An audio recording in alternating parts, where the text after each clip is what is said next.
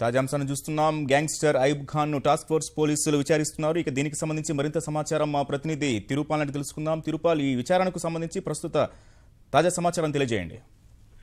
గోవర్ధన్, హైదరాబాద్ పాత బస్తీకి చెందిన కరుడుగట్టిన రౌడీ షీటర్ గ్యాంగ్స్టర్ అయిన అయూబ్ ఖాన్ ను సాయంత్రం 5 గంటల ప్రాంతంలో హైదరాబాద్ తరలించారు.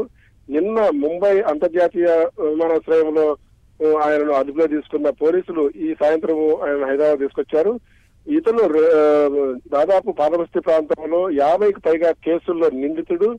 ఒక 6 హత్య కేసులు, 6 హత్య యత్నం కేసులు, 5 ఆయుధ చట్టం కేసులతో పాటు మొత్తం 50కి పైగా కేసులు ఇప్పుడు నిందున్నాయి.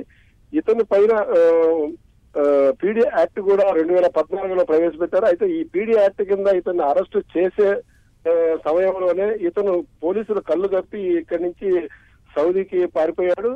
అక్కడ సౌదీకి పారిపోయిన తర్వాత వీళ్ళు ఇంటర్పోల్ రెడ్ నోటీసు జారీ చేసి అన్ని విమానాశ్రయాలను కూడా అప్రమత్తం చేశారు.